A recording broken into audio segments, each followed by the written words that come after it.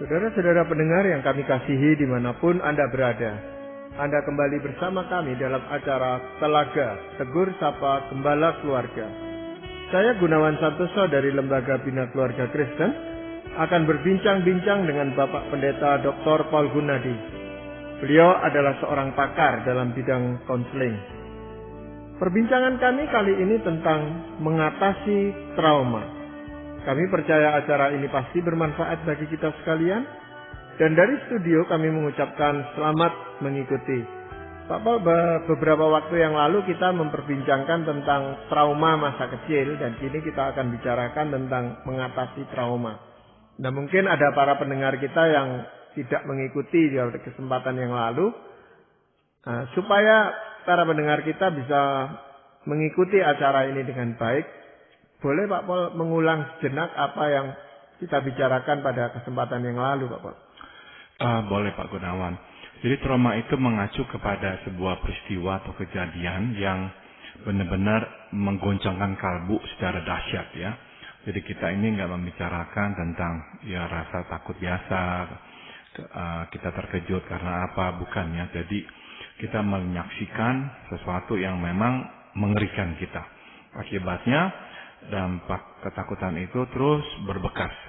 Nah, ada beberapa hal yang perlu kita ketahui tentang trauma. Yang pertama adalah makin mudah kita mengalaminya, makin berat efeknya.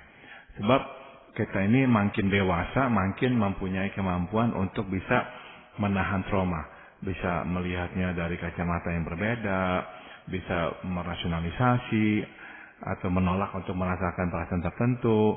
Nah, kalau anak kecil nggak bisa. Jadi apa yang dialaminya itu langsung menohok dirinya. Jadi biasanya dampaknya itu, gempurannya itu lebih hebat. Dan yang berikut tentang trauma yang mesti kita juga ketahui adalah kalau kita di masa kecil harus mengalami trauma, apalagi yang berat berkali-kali, maka sistem pertahanan jiwa kita itu terganggu. Misalnya kita itu menjadi orang yang rapuh, yang mudah sekali tegang, yang menghindar dari ketegangan, atau kebalikannya kita mematikan perasaan, kita nggak lagi itu mempunyai kepekaan. Sebab apa?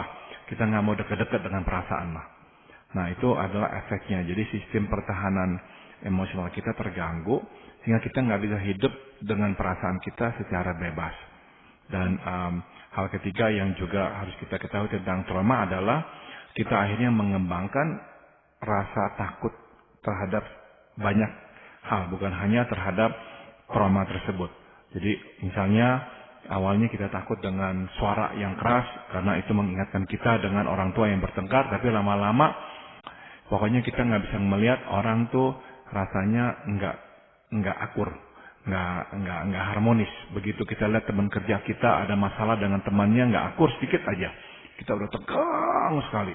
Kita merasa seolah-olah ini nanti akan menjadi keributan yang besar. Nah, jadi itulah 3 ciri trauma yang kita telah bahas.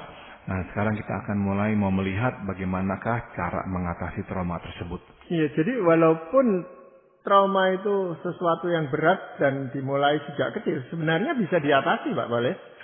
Memang ada orang yang nggak bisa mengatasinya secara tuntas karena memang trauma itu terlalu berat. Tapi ya dengan pertolongan Tuhan kebanyakan bisa diatasi. Ya, ini bagaimana Pak Paul? Jadi begini Pak Gunawan ya, trauma yang memang kadarnya besar sekali ya, memang bisa benar-benar efeknya itu melumpuhkan hidup kita ya, sehingga kita nggak bisa lagi hidup dengan bebas. Nah, ada satu gangguan akibat trauma yang sering kita mungkin dengar, yaitu PTSD atau Post Traumatic Stress Disorder. Jadi ketakutan yang mencekam akibat trauma dapat membuat kita sulit tidur, ataupun kalau dapat tidur kita sering diganggu oleh mimpi buruk yang menyeramkan. Nah, gejala lainnya adalah kita acap diganggu oleh serangan kepanikan, di mana selama beberapa saat jantung kita itu berdegup, bukan saja dengan cepat tapi juga dengan keras. Kita seperti kehilangan tenaga, tiba-tiba menjadi lemas dan terus mengeluarkan keringat dingin. Nah, sudah tentu gangguan PTSD ya memerlukan penanganan yang lebih intensif dan tidak jarang juga obat untuk membantu memberikan ketenangan yang dibutuhkan. Untuk mengatasi dampak trauma yang tidak separah PTSD, ada beberapa saran yang dapat saya berikan. Nah, ya prinsipnya gini, oleh karena roh, jiwa, dan raga itu terkait, tidak bisa tidak untuk mengatasi trauma, diperlukan sebuah penanganan terpadu ya, yang menyangkut roh, jiwa, dan raga. Begitu Pak Gunawan. Jadi itu memang orang yang mengalami trauma itu akan nampak di dalam kehidupan jasmaninya gitu Pak Pol. Yang tadi Pak Pol katakan lemas, lalu berkeringat dingin. Kelihatan sekali Pak Pol ya. Itu adalah gejala yang kita sebut gejala dari serangan kepanikan Pak Gunawan. Jadi ada kalanya datang mendadak ya. Nah seringnya ini datangnya memang di pagi hari. Kenapa begitu? Sebab pada malam hari waktu tidur kita kan nggak bisa mengendalikan ya apa yang kita akan mimpikan. Nah biasanya tuh waktu kita tidur yang akan muncul dari alam bawah sadar kita adalah hal-hal yang menakutkan. Sehingga waktu kita bangun, nah kita itu masih di bawah pengaruh hal-hal yang menakutkan itu, hal-hal yang traumatis itu. Nah itu sebabnya waktu kita bangun pagi hari, nggak ada angin, nggak ada hujan, langsung datanglah serangan kepanikan tersebut. Kita tiba-tiba lemes, jantung kita nggak bisa berhenti berdegup dengan keras dan dengan cepat. Dan pikiran kita tiba-tiba sangat kalut sekali. Kita merasa seakan-akan nih kita akan meninggal dunia. Sepertinya itu seperti serangan jantung, tapi sebetulnya bukan. Ya, napas kita pun bisa tersengal-sengal, seolah-olah kita baru saja lari misalnya 10 km, padahalnya kita baru bangun tidur. Nah, itu adalah gejala serangan kepanikan. Tapi gejala PTSD yang lain adalah kita memang mimpi buruk Pak Gunawan. Sering kali kita memimpikan perkara yang buruk dan yang mengerikan itu. Orang yang memang misalnya mengalami trauma-trauma yang berat itu, seringkali harus dibayang-bayangi oleh ketakutan mimpi itu. Maka sebagian dari mereka akhirnya susah tidur. Karena sebelum tidur udah berantisipasi, waduh saya bakalan mimpi buruk lagi nih. Jadi ketakutan. Nah jadi itu seperti sebuah siklus. Makin dia nggak tidur, dia makin lemah. Makin dia lemah, makin mudah terserang oleh serangan kepanikan, dan tubuhnya makin melemah juga, berarti dia makin nggak bisa mengendalikan pikirannya, tidurnya pun tambah terganggu. Jadi memang cukup mengganggu ya. Nah kalau kita mulai saja dengan bagaimana mengatasinya secara jasmani dulu bagaimana Pak? Nah secara jasmania kita mesti menjaga kehidupan yang berimbang dan sehat. Kita mesti makan sehat dan teratur, serta tidur cukup dan konsisten. Artinya hampir pada waktu yang sama ya setiap hari. Kita pun harus menjaga keseimbangan antara kerja dan istirahat sebab tubuh yang letih lebih memberi peluang munculnya serangan kecemasan. Kita juga mesti berolahraga secara teratur karena jantung yang sehat akan lebih kuat menahan gempuran ketakutan. Jadi langkah pertama adalah kalau kita mau memulainya dari aspek jasmania, benar-benar perhatikanlah tidur kita, makan kita, dan keseimbangan antara bekerja dan juga beristirahat. Padahal trauma ini kan sangat erat kaitannya dengan perasaan seseorang gitu Pak Pol. Nah ini terkait langsungnya dengan tubuh ini bagaimana Pak Pol? Begini Pak Gunawan, sebab kalau kita ini tubuh kita sehat, kita ini lebih bisa juga nanti misalnya melawan serangan kecemasan itu. Karena kan serangan kecemasan meskipun itu emosional, langsung bermanifestasi di dalam degup jantung yang begitu keras dan kuat. Kalau jantung kita sehat, ya tubuh kita sehat, jantung kita sehat, berarti degupan itu lebih bisa dilawan secara otomatis oleh jantung kita. Tapi misalkan tubuh kita kurang sehat, kita kurang tidur, tubuh kita seringnya letih atau sakit-sakitan, jantung kita lebih melemah. Nah waktu kita itu diserang oleh serangan kepanikan, jantung kita itu benar-benar nggak bisa lagi tuh dikuasai dah. Benar-benar langsung berdegupnya keras sekali, cepat sekali untuk memompa darah itu. Tapi sekali lagi kalau jantung kita sehat, maka dia lebih bisa secara otomatis melawannya pula. Jadi harus diupayakan orang itu dalam kondisi yang sehat terus gitu jasmaninya Pak Pol ya? Iya, dan kita nggak bisa sangkal juga dalam tubuh yang sehat itu nanti ada sikap jiwani yang lebih positif. Kita nggak bisa sangkal orang yang benar-benar tubuhnya fit itu cenderung berpikir lebih positif. Orang yang tubuhnya nggak enak sana sini, udah tentu lebih mudah untuk dikuasai oleh pikiran-pikiran negatif dan itu berdampak buruk. Iya. Jadi kita masuk ke mengatasinya secara jiwani ini bagaimana Pak? Secara jiwani kita harus menjalankan kehidupan mental yang positif dan yang terbuka. Coba saya paparkan ya apa yang harus kita lakukan. Yang pertama, jika kita belum pernah membicarakan trauma yang kita alami secara terbuka dan mendalam, nah kita harus memulainya. Pada dasarnya, kita mesti kembali lagi kepada peristiwa yang justru kita nyerahnya. Ya, oleh karena upaya melupakannya tidak membawa hasil, maka tidaklah efektif bila kita terus berkutat pada usaha yang tidak membawa hasil ini. Jadi, beranikanlah diri untuk membicarakannya secara terbuka dan mendalam. Di dalam bercerita, kenalilah perasaan yang dialami pada saat trauma itu berlangsung. Dan bila perasaan itu meluap, izinkanlah untuk keluar secara alamiah. Misalkan, kita ingin menangis, izinkan diri untuk menangis. Kita ingin marah, izinkan diri untuk merasakan kembali kemarahan. Nah, proses mengingat dan menyalurkan keluar ini dapat berlangsung selama beberapa hari, tapi juga bisa lebih lama ya. Coba saya berikan contoh, misalnya kita ini membicarakan tentang pertengkaran orang tua kita. Nah, kita mesti membicarakannya secara mendetail dengan seorang pembimbing ya, dan seorang konselor, bahwa orang tua kita ini marahnya seperti begini, dan biasanya tuh orang tua kita akan bersikap atau berbuat ini, akan mengatakan ini. Jadi benar-benar kita harus menceritakan sedetail mungkin. Dan pada saat itu kita menempatkan diri kembali pada peristiwa tersebut dan menanyakan apa tuh yang kita rasakan. Nah, apapun perasaan-perasaan yang muncul, kita bukan saja keluarkan lewat perkataan, kalau memungkinkan juga langsung kita nyatakan secara emosional. Misalkan jadinya kemarahan, kesedihan, ketakutan, itu yang kita langsung rasakan. Izinkan diri kita untuk merasakan itu semua. Jadi inilah langkah pertamanya ya, secara jiwani kita mesti memang secara terbuka mengangkat kembali trauma-trauma tersebut dan membicarakannya. Ini susah, tadi saya sudah singgung, justru kan kita berusaha melupakannya. Tapi poinnya saya adalah kita kan nggak berhasil melupakannya, ini terus mengikuti kita. Jadi udah mendingan dihadapi. Ya, seringkali orang yang trauma terhadap sikap seperti itu, setiap kali dia bercerita, setiap kali pula dia menangis gitu Pak Pol.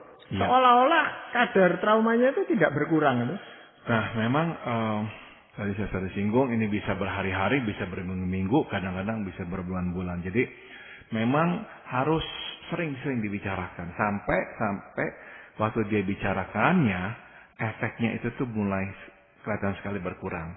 Yang tadinya emosinya bisa sangat-sangat kuat, mencekam, keluar dengan begitu derasnya. Nah lama-kelamaan keluar sedikit, ya nggak banyak lagi. Nah lama-kelamaan dia hanya menceritakan, tapi ya dia nggak sampai menangis atau apa, tapi ya hanya menampakkan raut wajah yang sedih atau nada suara yang kecewa atau apa. Nah jadi itulah yang kita harapkan sampai akhirnya. Nah karena lama itu yang bersangkutan itu kadang-kadang malas sendiri atau enggan untuk bercerita. Karena dia tahu setiap kali saya cerita itu saya bakal nangis. Dan dia menghindar, sudah tidak usah diomongkan tentang itu. Tapi itu tidak menyembuhkan dia.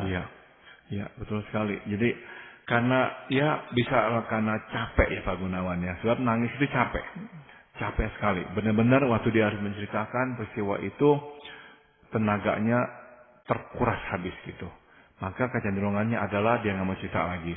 Nah, dalam pembimbingan, kita nggak meminta dia bercerita setiap hari. Kalau kita tahu dia begitu, kita minta dia untuk bercerita misalkan minggu depan. Bahkan dalam konseling kadang-kadang ya kita bisa berkata kepada klien kita, misalkan dia minggu lalu sudah menceritakan seperti itu, ini minggu enggak. Jadi sepertinya istirahat sejenak, bicarakan hal-hal lain. Nah minggu depannya baru kembali lagi melihat lagi peristiwa tersebut. Jadi memang kita mesti mengerti bahwa untuk orang bisa menceritakan semua ini diperlukan suatu ketahanan emosional yang juga kuat. Kalau tidak harus bercerita Pak Pol, hanya untuk dipikirkan saja. Dan akhirnya dia menangis juga karena memikirkan itu. Iya. Ya, kenapa? Sebab sekali lagi apa yang terjadi itu memang sangat berdampak pada dirinya sendiri, Pak Gunawan. Jadi poin berikut yang saya mau angkat adalah selain dari ketakutan yang mencekam, kita pun mesti dapat melihat dan mengakui dampak yang lain dari peristiwa traumatik itu pada diri kita. Misalnya nih ya, oleh karena ayah dan ibu sering bertengkar hebat, akhirnya bukan saja relasi mereka sebagai suami istri memburuk, relasi mereka dan kita pun turut retak. Kita tidak lagi dapat bercengkrama dengan mereka secara bebas dan tidak bisa lagi menikmati sukacita bersama mereka. Singkat kata, kita kehilangan orang tua. Inilah dampak lain dari trauma tersebut yang mesti dilihat dan diakui. Maka tadi Pak Gunawan cerita, ada orang yang baru mengingat saja dia sudah sedih, sebab memang akhirnya trauma itu tuh bukan saja yang memberikan dampak ketakutan, tapi juga merenggut hal-hal lain dalam dirinya, dalam hidupnya. Itu sebabnya bisa jadi kesedihan yang muncul itu keluar dari rasa kehilangan. Kehilangan masa kecil, kehilangan orang tua, kehilangan kebahagiaan, kehilangan kehangatan dan sebagainya. Itu tuh yang dibawain juga sampai usia dewasa, sehingga waktu dia membicarakannya, perasaannya yang keluar bukan hanya ketakutan. Maka penting dalam pembimbingan, ya kita mau mengeksplorasi perasaan-perasaan lainnya pula. Karena dampak dari peristiwa yang menjadi trauma itu seringkali bukan hanya membuat kita tegang atau takut. Seringkali dampaknya itu meluas dan lebih dalam lagi. Iya. Selain itu dampak lain yang perlu kita hadapi apa, Pak Paul? Begini Pak Gunawan, memang jadinya kita perlu menyadari ya dampak-dampak lain ini, sebab dampak lain inilah yang mempengaruhi kehidupan kita secara menyeluruh. Jadi bukan hanya ketakutannya itu. Misalnya nih ya, karena kehilangan orang tua, maka akhirnya kita sekarang menjadi orang tua yang takut kehilangan anak. Ya kan kita tahu ada orang tua yang sangat protektif terhadap anaknya.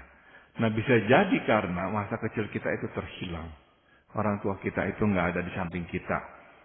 Misalnya terlalu ribut, hubungannya terlalu buruk, sehingga nggak bisa bersama dengan kita. Jadi akhirnya setelah kita menjadi orang tua, kita sangat takut kehilangan anak.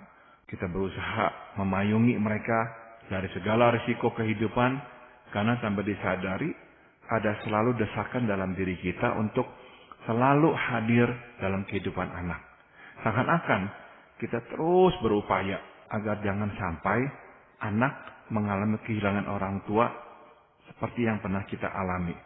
Nah, inilah yang membuahkan bukan saja sikap protektif terhadap anak, tapi juga sikap mencemaskan anak. Nah, ini salah satu jadinya dampaknya Pak Gunawan, gara-gara trauma yang kita alami itu. Dan itu biasanya buat anak kan juga tidak sehat juga itu Pak Paul, karena terlalu dilindungi oleh ibunya atau ayahnya yang sebenarnya trauma gitu Pak Paul. Betul, jadi akhirnya ya mematahkan sayap si anak ya. Anak itu jadinya nggak bisa mengembangkan dirinya, nggak bisa mengembangkan kemandiriannya, kepercayaan dirinya juga akhirnya terganggu. Ya gara-gara memang kitanya yang terlalu mencemaskan dia. Tapi kadang-kadang orang tua juga tidak mau mengakui hal itu, bahwa sebenarnya ini akibat traumanya gitu Pak Paul. Dia hanya mengatakan, loh saya kan berhak untuk sayang terhadap anak saya gitu. Iya, jadi kadang-kadang memang untuk menyadarkan hal ini nggak gampang. Sebab tadi saya sudah singgung, kalau kita mengalami hal-hal yang buruk itu di masa kecil, kita dapatnya mau melupakannya Pak Gunawan. Jadi kita itu akhirnya nggak melihat kaitan apa yang kita alami dulu itu dengan sikap kita sekarang terhadap anak. Kita nggak melihat itu. Bahkan kalau disadarkan pun oleh pasangan kita misalnya, mungkin kita marah. Kita berkata, enggak, saya udah nggak ingat-ingat lagi kok masa kecil saya. Memang dulu nggak enak, buruk atau apa, tapi ya udah saya nggak ingat-ingat lagi kok. Tapi dia nggak menyadari bahwa itu sebetulnya penyebabnya. Gara-gara dia kehilangan masa kecil, dia nggak pernah benar-benar merasakan adanya orang tua dalam hidupnya. Sehingga sekarang dia menjadi orang yang terlalu mengkhawatirkan anak-anaknya. Nah ini kalau orang yang tidak menyadari akan masalahnya ini Pak Boleh, kan sulit untuk dibantu gitu. Iya. Iya. Dia kan akan selalu menolak dan mengatakan bukan itu masalahnya. Iya. Iya. Ya, jadi kalau orang memang nggak siap untuk melihatnya, ya udah kita memang nggak bisa memaksakan itu. Ya kita hanya ya bisa berkata oke, kalau bukan itu ya udah nggak apa-apa. Nah mudah-mudahan aja satu kali misalkan lagi suasana enak, ngobrol-ngobrol tentang masa kecil atau apa, terus kita tanya-tanya tentang peristiwa-peristiwa yang dialaminya itu, dan kita bisa munculkan ya pertanyaan-pertanyaan untuk mencari tahu perasaan apa tuh yang dialami saat itu. Nah misalnya dalam percakapan yang lagi santai itu dia mengatakan, ya saya akhirnya merasa saya itu tuh kehilangan masa kecil saya. Saya sepertinya hidup tanpa orang tua, meskipun saya punya orang tua. Nah, kalau dia ngomong begitu, kita bisa berkata begini, ya saya mengerti. Kenapa ya kamu sangat mau menjadi orang tua yang paling baik buat anak-anakmu. Kita jangan langsung tangkap itu kemudian sepertinya menembak dia dan berkata, nah itu kan yang saya ngomong, kamu jadi sekarang seperti begini nih, mencemaskan anak, terlalu protektif sama anak, karena dulu kamu begitu. Jangan ya, jangan. Kita jangan serang dia, justru kita tunjukkan pengertian kita dan berkata, saya sekarang mengerti kenapa kamu berusaha sekeras mungkin menjadi orang tua yang paling baik buat anak-anakmu. Kamu nggak mau sampai anak-anak itu kehilangan orang tua ya. Nah, pelan-pelan ngomong begitu, bisa jadi dia akhirnya menyadari, iya ya, ternyata itu tuh yang membuat saya sangat takut kehilangan anak. Makanya saya selalu mau ikut campur, mau hadir dalam kehidupan anak-anak saya. Iya. Kalau secara rohani bagaimana Pak? Secara rohania kita harus menjalankan kehidupan yang beriman dan bersyukur. Ini dua kuncinya Pak Gunawan, beriman dan bersyukur. Sesungguhnya, coba kita lihat yang beriman dulu ya.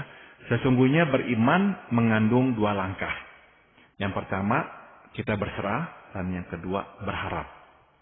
Di dalam kitab Daniel pasal 6 dicatat tentang Daniel yang dimasukkan ke dalam gua singa. Pada masa pemerintahan Raja Darius di Persia, Daniel ini menjadi salah seorang dari 3 pejabat tinggi negara yang membawahi 120 wakil raja.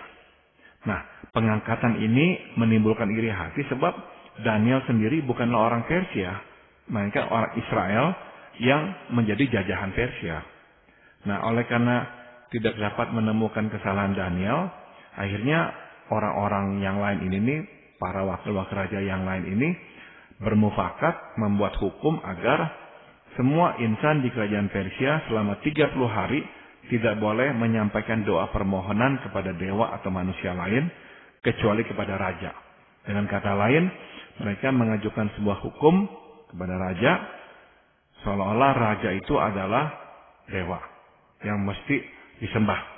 Nah, sayangnya Raja Darius memenuhi saran dan hukum itu pun ditetapkan. Begitu mendengar penetapan hukum itu, di pasal 6 ayat 11 dikatakan Daniel pergilah ke rumahnya dan berdoa serta memuji Allahnya seperti yang biasa dilakukannya. Nah, jadi sebagai akibat ketidaktaatannya kepada titah raja, Daniel kemudian dilempar ke gua singa, namun singa tidak menerkamnya. Nah, coba dengarkan apa yang dikatakan kepada raja sewaktu ia dikeluarkan dari gua singa. Di pasal 6 ayat 22 ditulis, Allahku telah mengutus malaikatnya untuk mengatupkan mulut singa-singa itu sehingga mereka tidak mengapa-apakan aku, karena ternyata aku tidak bersalah di hadapannya, di hadapan Tuhan maksudnya. Nah, di sini kita dapat melihat Pak Gunawan bahwa Daniel beriman. Dalam pengertian, ia berserah penuh kepada Tuhan akan apapun yang menimpanya. Ia menyerahkan hidupnya kepada Tuhan, bukan saja untuk menerima apa yang baik, tapi juga untuk menerima apa yang buruk demi nama Tuhan. Maka kita tahu Daniel terus berdoa ya, meskipun ada hukum yang melarangnya berdoa.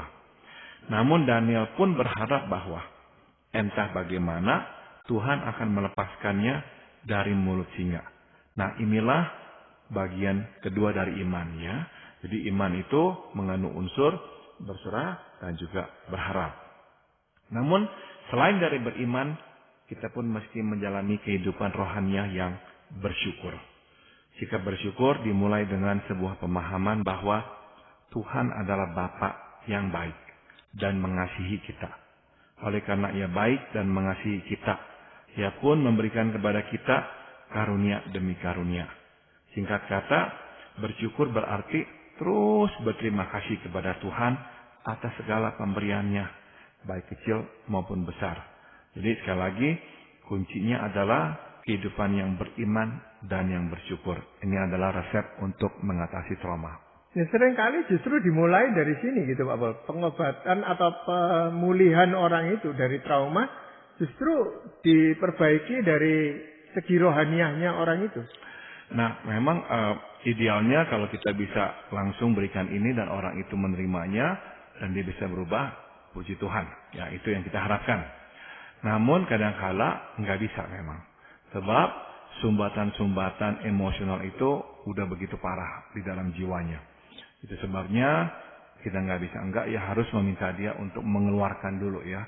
Benar-benar semua sumbatan emosional itu harus dibukakan sehingga tekanan emosional itu bisa keluar dari dalam dirinya.